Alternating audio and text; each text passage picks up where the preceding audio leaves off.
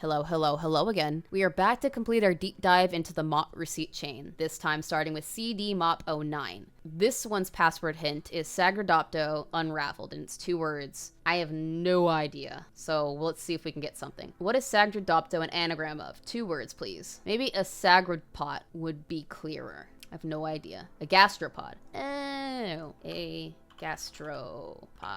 I wouldn't have got that. I'm too dumb. This one was posted on the 10th of October by number 71, and it says, "It's always exciting when things go as planned, to know. Though it's fascinating what the owner managed to find inside of young 35's mind. Memories of the past. Memories of a past that is no longer present. He has confided in me that many of the warnings in 35's dreams were for events that have yet to happen." Yes, obviously, as 35 said herself, one gave a warning to Halloween 2 years from now. Though the owner insists that this is an important date to 35, just not yet. And these are not just augur anacronyms either. The owner believes they are something more profound. Memories of a universe before this one. Of course, I am somewhat familiar with the concept of the multiple universe theory, and, in bits and pieces, the owner has entrusted me with his own special knowledge of events that once took place, allegedly. Though, by all accounts, no mortal should possess memories of a past universe. Past life? Sure. But universe? It should be impossible.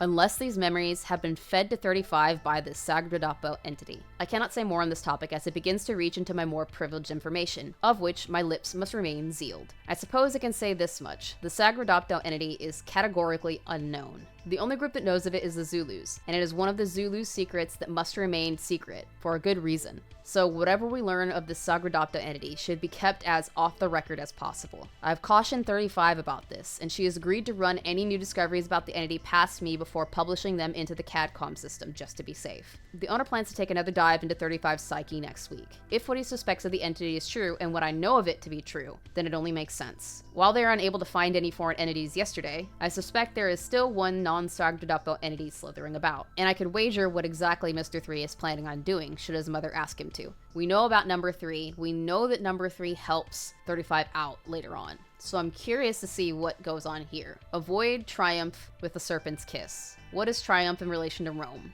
Link Rome and triumph specifically to a serpent. Which Roman died to a serpent bite? What it was the serpent? Let's find out. Roman emperor died by snake bite.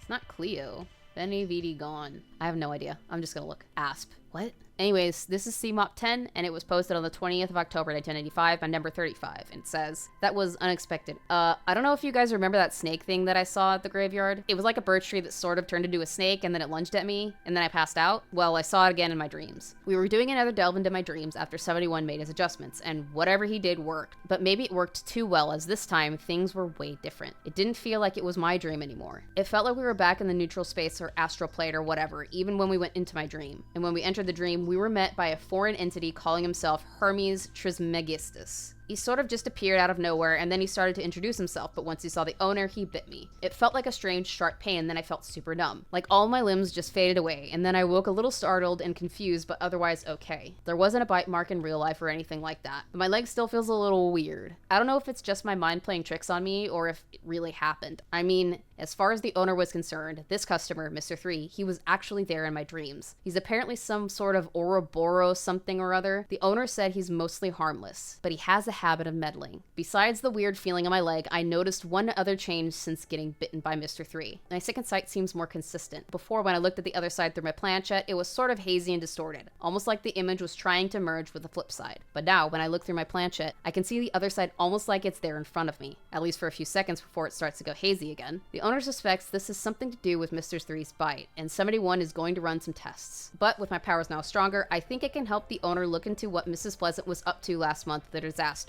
The other side should be in the same position on the 26th. Ooh, this is probably not going to be good, and I'm not happy about it. A, B, C, D, E, F, G. Numbers, goodbye. Supernatural trivia, 2 words. Ouija board. This is the last passcode one, CMOP11. It was posted on the 26th of October by number 35, and it says, "I returned to the South Coast Plaza with the owner, the mall in which Mrs. Pleasant centered her disaster ritual last month. Apparently, there has been numerous reports of oddities in the area since the Transformer explosion. More importantly, the other side was supposed to be in the same position as it was last month. I guess the other side and flip side sort of moved around each other. I'm definitely not the person to explain how it works, but basically, certain areas on the flip side line up with certain areas on the other side, but only during certain time frames. You can map it out, and many have, but it changes year to year. The only consistent spots are places that are sort of stuck due to major and sudden shifts, I think. The point is, I was able to use my stronger power of second sight to get a good look at the area in the other side that Mrs. Pleasant was targeting. Like the owner thought he saw last month, it was some sort of strange monument. It was a stone figure with wings and glowing eyes. Even just viewing the statue from the flip side, I could feel it radiating strange energy. More importantly, I think the monument was located on the outskirts of some place called the Ouroboros. It's one of the 7 places of the other side, and it's apparently like a black hole filled with snakes or something like that. I could only see into the other side for a few minutes before it got hazy, but that's a noticeable improvement for me. After looking around for a little bit longer, we decided to call it a day. There's still a lot that's unclear, but I think the owner was satisfied with what we uncovered. Plus, it was a great test of my improved powers. I guess it's pretty hard to look at the Ouroboros using second sight, though the owner thinks I can do it thanks to Mr. 3's bite. We have one more receipt and then we will be done. This was posted by the owner, and this was posted by the owner on my birthday, October 27, 1995. The tab is paid for by 3571 and the owner, and it says, well, that was enlightening. I would suggest everyone read 35's receipt from yesterday, as I'll be wrapping things up in the diner. The need to know of it was that Mrs. Pleasant was shooting to come in at 4 o'clock last month. I think the implications of that are clear enough. It would be a disaster if Mrs. Pleasant arrived later than 3. Speaking of 3, I would wager we'll be receiving a visit from Mr. 3 in person sooner rather than later. While 35 has been dreaming of Mr. 3, I doubt he'll stay a dream for long. Now, I haven't personally had the pleasure of meeting Mr. 3 before, and I suspect the same can be said for the rest of you.